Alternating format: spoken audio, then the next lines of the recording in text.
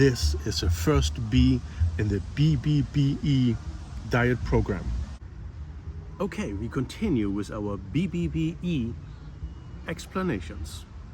So we have done the B and E, bacon and eggs. But we're still missing the B and B, which is beef and butter.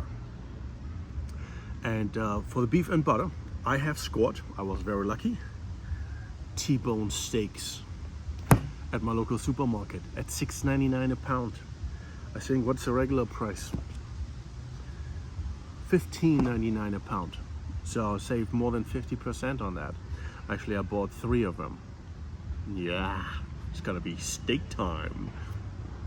So the whole price for the steak is roughly 2 pounds. It comes to about $14. Now, if we start off the day with a small portion of bacon and some eggs, then we probably have enough energy for the entire day to get us all the way until dinner time. And that is where our steak comes in. This is gonna be our main meal.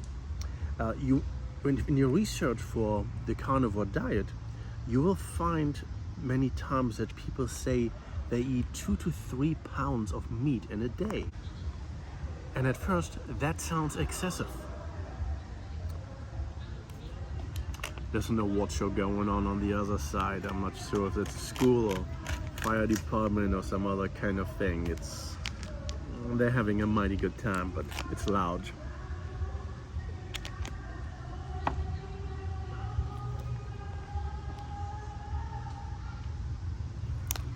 Okay. So 2 to 3 pounds of meat a day sounds excessive. But when you break it down on a per meal basis, 2.1 pounds of meat really only equals 0.7 pounds per meal. And 0.7 pounds is not actually that much. And we are only eating 2 meals. So we probably had our 0.7 pounds based on bacon and eggs for breakfast. And we're gonna be good for dinner. Now, remember, this is one steak. Many people will eat a steak like this for dinner or at a picnic, like I do. But those very same people also eat sides. They're gonna probably have some kind of a vegetable and maybe some potatoes or rice or something, or maybe they have a little salad, and they're probably throughout the day are gonna be having snacks. And all those things do add up with calories. And we kind of ignore that when we look at, oh, a carnivore eats 3 pounds of meat.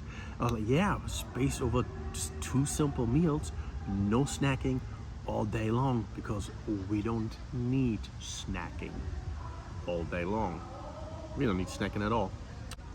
Okay, so what we're gonna do now is we're gonna be seasoning our meat.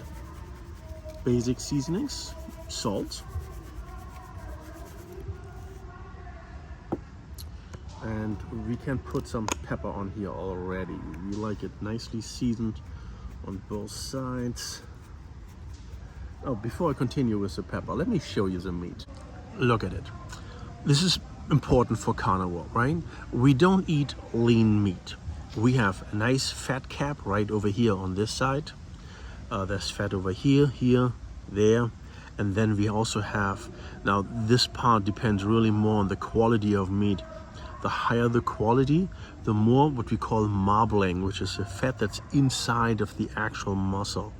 So the more marbling we have, the higher the quality of the meat. If this was extremely lean, and some people might consider this already extremely lean, it's not the type of meat that we want. Because we want fat in our diet, animal fat, and that fat should, majority, come from the animal. In this modern world, we have gotten away from the idea of using all of the parts of an animal, which is quite wasteful. I mean, most parts are used in other forms, right? They might be used for hot dogs, or they might be used for chicken nuggets, or they might be used for cat or dog food or something, right? It's not like it's really going to waste. But for us as humans ourselves, we have really gotten away from using all of the meat. And because of that, we have gotten used to eating lean meat and only the prime cuts, right? The prime cuts are the muscles, big muscles, right? So we're eating chicken cutlets, no bone, no skin. You know, we're eating pork chops, right? Boneless, you know, cut the fat off. Even our steaks, we often eat, you know, the ground beef, everything is like no fat, as little fat as possible. And that is a lost opportunity. It's a lost opportunity to actually have the calories that we need and the nutrients that we need in the food that we're actually consuming. This is a weird habit we have developed where we literally take everything that's good out of the product or out of the environment and then artificially have to add it back on at a later point. And that's stupid. It literally is stupid, right? You know, we crucify fat, so we cut off all of the fat. But we need fat in our diet, so we add it back on. Now we're saying like, oh yeah, but we're using extra virgin olive oil. What, only the leanest meat is good and the fat is all bad? But then you have to get your fat from somewhere else? It's stupid. It does not make sense. But this is how our society has developed. Anyway, so I've got a stick of butter here.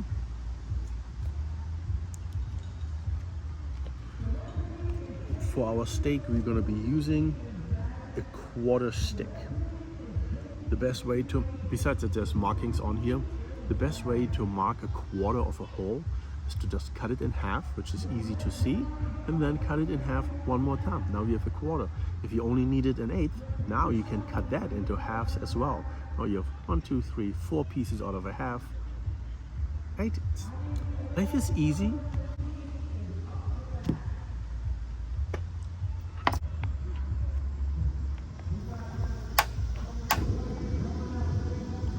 Ooh, instantly gets hot. And you can see that because our butter moves around. Make sure everything is nicely coated. Now this is salted butter. God, I haven't had butter in a while. It tastes good. It's amazing. So yeah, so we're gonna having beef and butter. Butter is, I mentioned it already earlier, it's massively important for our digestion. We don't need fiber. We just need the proper amount of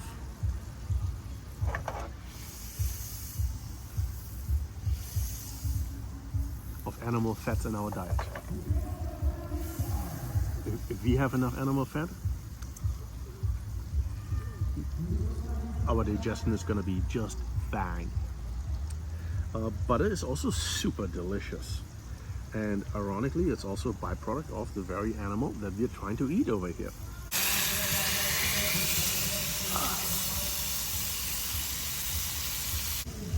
That's a nice looking steak, I gotta tell you that. It's a nice looking steak. Right? So as our second meal, this is roughly 2 pounds minus the bone. Maybe it's 1 3/4, maybe even a little bit less than that. Somewhere between 1 1/2 and 1 3/4. And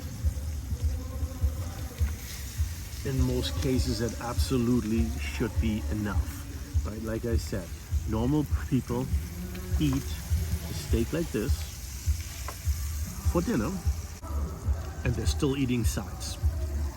So overall, what are we eating? Maybe 1/2 pound, 1/3 of a pound to 1/2 pound of bacon in the morning, perhaps with a little bit of butter, right? Even so, you don't really need any butter in that meal. And then you use four scrambled eggs to soak up all of the grease, the bacon grease, in your frying pan. So you're gonna have 1/3 of a pound of bacon, you've got all of that delicious grease, and you've got 4 wonderful eggs. A little bit of salt, and you're good, right? Breakfast. Then for dinner, steak. You can use ground beef if you want. Ground beef usually is considerably cheaper. You know, you probably look at 1.5 pounds for dinner of ground beef or steak. If there's a bone in it, go for a 2-pounder. And then you also use butter because now you actually need it, because you need grease to, in the pan. And if you really still feel hungry at the end of it, you could still make yourself a couple more eggs, right? It's in particular to soak up the grease, the butter that's in the frying pan. But that will give you all day energy. And to be fair here, when you eat this type of dinner, right? Many times, chances are, in the morning when you wake up, you're not hungry, like not at all. And in that case, what you might want to do, because you might run into the risk of feeling the need for snacking, what you can do is you cook some bacon and you make some hard-boiled eggs, and you simply keep them in the fridge. And then when you leave your house in the morning, you can take a couple of hard-boiled eggs and a couple strips of bacon with you. And if you feel like snacking, maybe around noon, it's like you have 3 strips of bacon, 4 strips of bacon, and 2 hard-boiled eggs. And you will find that will definitely carry you over until dinner time. Our modern habits of snacking are partially based on the non-stop availability of snacks.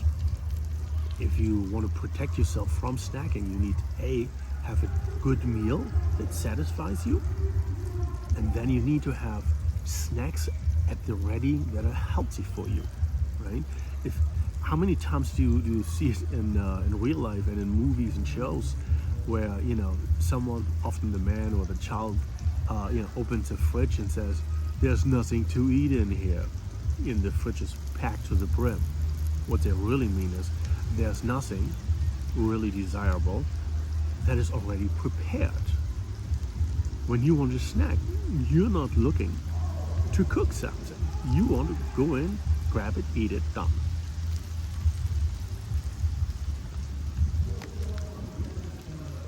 And the only way you can do that is by being prepared, right? When you buy your eggs, maybe you buy 2 12 packs. One of them you immediately cook up as hard-boiled eggs. So you have 1 12-pack of eggs as snacks. Then you buy your bacon, maybe buy 2 packs or 3 packs of bacon, and then take 1 or 2 of those packs and immediately cook them up as snacks. Save the grease, because you can use the grease at a later point. Like if you do this, especially with the bacon, you may find you don't necessarily need the extra butter, because you can use the butter as your frying grease. So our steak has been in here for 5 minutes. Now that is considerably more than what we did the last time when we cooked steak, which was only 3.5 minutes. But this is also a considerably bigger cut. But we're gonna give it a few more seconds, another half a minute, and then we're gonna flip it. It's gonna be 6 minutes on the side, and it might actually be good. Now we don't want to overcook it. It's a T-bone. Speaking of T-bone, what's a T-bone actually look like? So here in the back we have the bone. This is like the backbone, rib bone, right? And then down here somewhere is another bone that goes down. And then we're having essentially 2 different types of cut over here. This one is a New York strip or sirloin steak, and this one is a filet mignon. So we have 2 different pieces of these animals, 2 different steaks in one. Now this is a T-bone. If you had a porterhouse, you would get the same cut, but usually you get less on the filet. There's usually only a small piece over here, and it's mostly the bigger piece. Of course, you can buy each one of these cuts separately, this New York strip or sirloin steak, the filet mignon. So yeah, essentially all 4 of them are the same meats, right? So the T-bone is the ultimate, the porterhouse is minus the filet, and then the 2 items individually are filet and sirloin. Oh yeah, Oh, do you see that? What a beauty. Now, if that's not good looking, then I don't know what's good looking.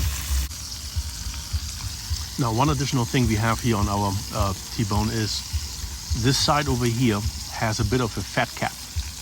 And just before we take it out, we want to make sure we're gonna lift the steak up on this side and then hold it up and stand it on this side into the grease. We want this fat cap to get cooked a little bit better, so it's not as floppy. People generally don't like floppy fat caps. People are more inclined to eat the fat, which is so delicious when it's cooked actually. You know, when it's cooked, when it's a little bit charred, when it's, you know, the color of it changes. It becomes almost translucent. Right? It's instead of a white piece of meat, it becomes like an opaque piece of meat. I mean fat, and that's when you know it's been heated, it's been cooked, and it's actually not just chewable, but almost like you can actually bite it. It loses its cohesive strengths. Gonna fork it over here. It's very tender on this side, and we're gonna stand it on the edge just to make sure we cook that fat a little bit, so it becomes a lot more palatable. There we go. Wow, wow.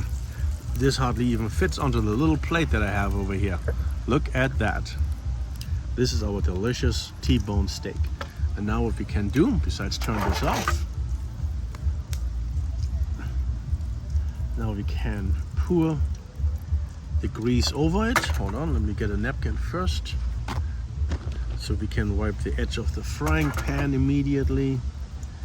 Here, look at that. And here, we'll wipe that off immediately. Excellent. This is our dinner. This is the first B in the BBBE diet program. If you desire, you can still put a little bit extra salt on top. I like a lot of salt. And now we have to let this rest. How long should a steak rest for? A steak, and you could probably even say burger patties would be the same thing. You would probably want to let it rest for 5 to 10 minutes. Sometimes people let it rest covered, so they put a piece of aluminum foil over it, so it doesn't actually cool off too much, or that, right in this case where there's a breeze going, that the breeze doesn't cool it off. But also, like, you know, traditionally you might be preparing other things, so you know, it's there's a process of getting everything ready. So the larger the kitchen, the less they actually let it rest intentionally, because the larger the kitchen, the more they produce, the more things rest naturally. So if you let this rest for a little bit, and then we're gonna have our first bite. Okay, now the time has come where we're cutting into our steak. Let's try this side first. The easiest way to eat the steak is to cut the meat immediately off the bone. This way you can just eat the meat. Of course, easier when you don't have a grill in the way.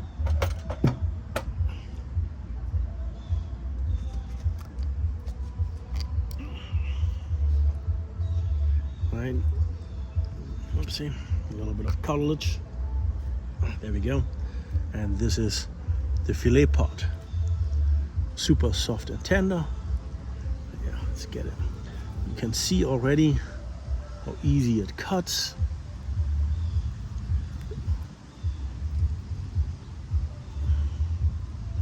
Right. It is actually a nice medium rare still.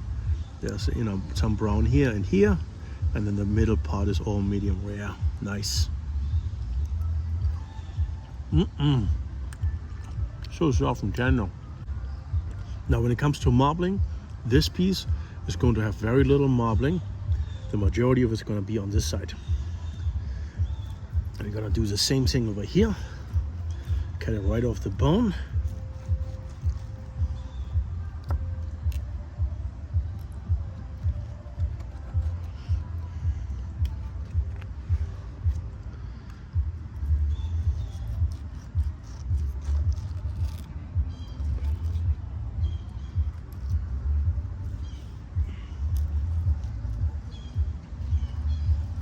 Right, and this is the other side. Let's get a nice chunk here from the inside. And here it is. It's a beautiful steak. Too big for one bite. Cut it off. And just eat it.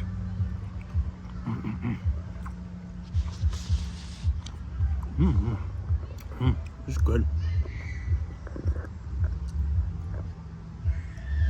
You also want to test the fat cap over here.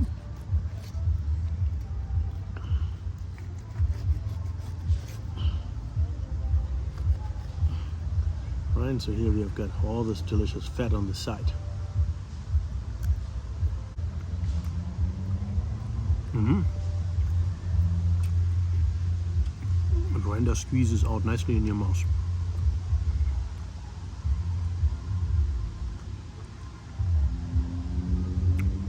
Absolutely. Maybe I could have done another half a minute on the fat cap.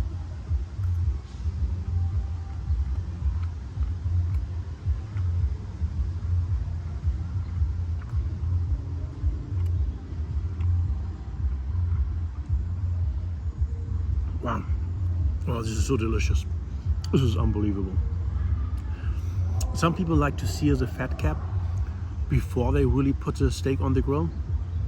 So they hold it up immediately and just sear the fat cap right away. This could prevent, like if you have a thinner cut, this could prevent the curling of the meat, where, you know, all of a sudden the sides are coming up, right? Because that's usually right around the fat cap.